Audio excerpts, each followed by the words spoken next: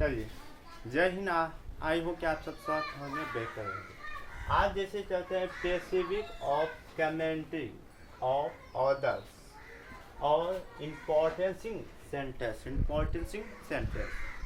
आप जानते हैं कि हमने आपको बताए थे वॉइस के ऊपर। तो वॉइस में 8 प्रकार के वॉइस आपको बारे में बताए थे, जबकि टेंस जब पढ़ते तो उसमें 12 पढ़ते, लेकिन 4 उसमें छांट दिया। तो आपको पता चल चुका होगा कि 4 कौन कौन सी है। तो पहला जो प्रेजेंट टेंस में जो होती छांटा था वॉइस में, वो था प्रेजेंट परफेक्ट कंटिन्यूस, ये हो गया। और उसी का पास्ट परफेक्ट कंटिन्यूस, ये छोड़ दिया था।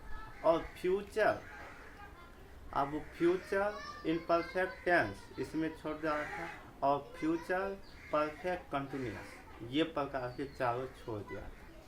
पर जब हम चलते हैं स्पेसिफिक ऑफ कमेंट्री ऑर्डर्स के, मतलब जिसको हम सवाल पर सवाल पूछते हैं, तो उसमें थोड़ा क्या होती है, अलग होती है।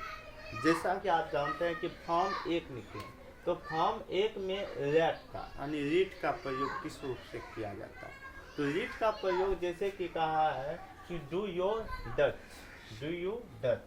तो इसमें डू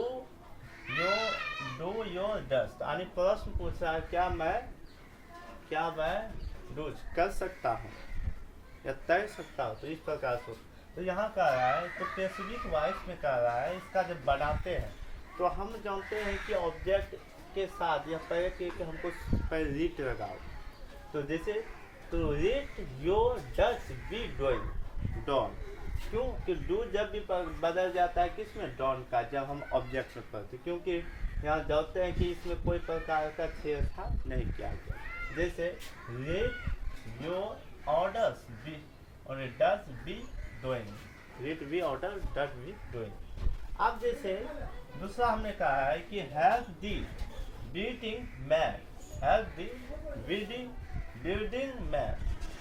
तो इसका जो थर्ड पर्सन होता है, जैसे रीड, ये जो हेल्प का ये क्या है, सब्जेक्ट, लेकिन इसमें थोड़ा एक चेंजिंग होता है।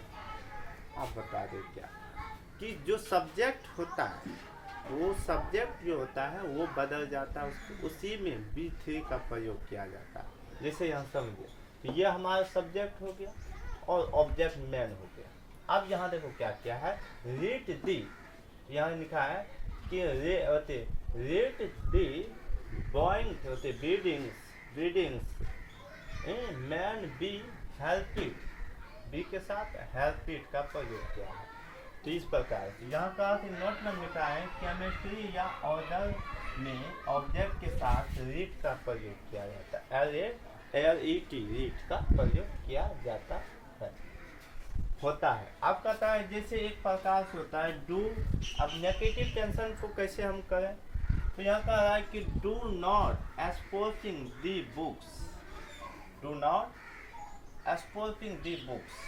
अब इसका जब पैसिव वर्जन बनता है, ये क्या है हमारा एक्टिव और ये क्या है पैसिव, तो इसके साथ क्या प्रयोग होता है कि रीड द बुक्स, क्योंकि ये क्या है हमारा ऑब्जेक्ट पैसिव वर्जन में क्या होता है, सबसे पहले होता है। तो read the books B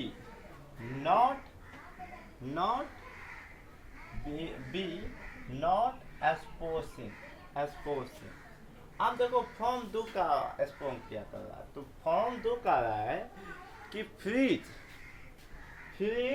help me, जब उसका पैसिव वर्णन बनाते हैं तो you are reported to helping me,